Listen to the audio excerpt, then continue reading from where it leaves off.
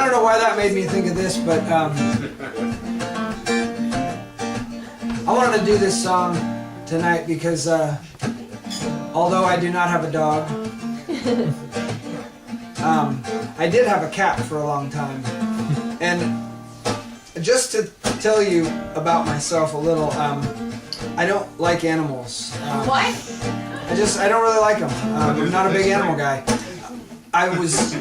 Most of my life I've been allergic to cats and dogs. Me too.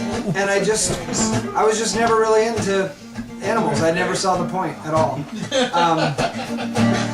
But my wife really wanted a cat when we first moved in together. She said, I really want a kitten. And our neighbors had all these kittens, and so it was like, okay, fine, I'm gonna, we weren't even married yet, I think. We were still dating. And I said, sure, we'll get this cat. And so we got this little cat, Rhubarb.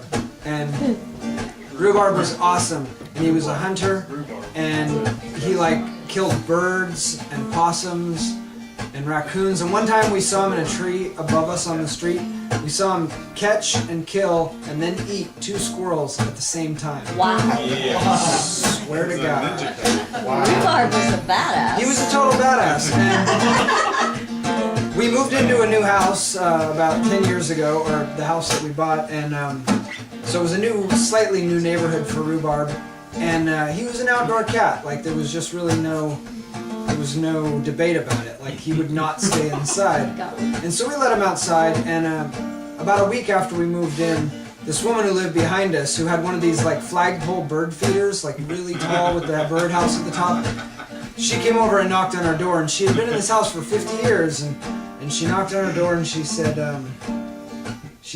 your yellow cat's been eating all my birds. Oh, no. And I felt really bad. I felt like that was kind of a crappy new neighbor thing to be responsible for, because I guess Rhubarb was just sitting at the base of this totem pole bird feeder, using it like a cat cafeteria.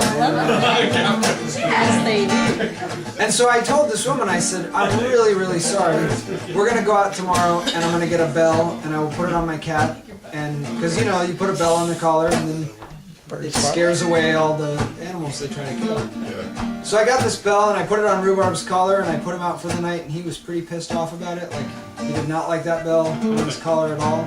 And I put him out for the night, and at the time I was still an electrician full time, and I got up at 5:30 in the morning and I was leaving the house, and I walked out the front door, and on the front doormat were the head and heart of a bird.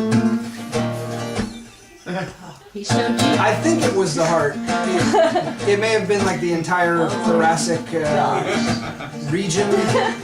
But the point was there was no mess. It wasn't one of these, bloody, feathery carcasses that cats will leave as an offering. It was surgical. Surgical precision. It was like some kind of mafia cat. It was pretty messed up. And ever since then, You've been a little afraid of Rhubarb. we kind of keep to we have mutual respect, I think, for one another, but years ago I wrote this song for him that is much shorter than the story that I just told you.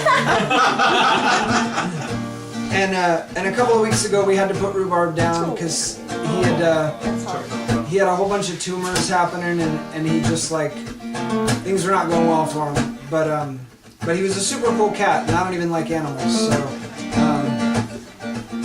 I've been doing this song occasionally the last couple of weeks. So.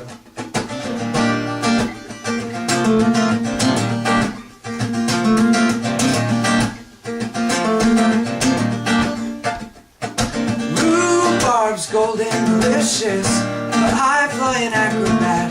Bluebirds are nutritious, dinner's theater. Two-stepping out on a limb, flying high, playing it cool. You're a killer, you're the devil, you're much smarter than I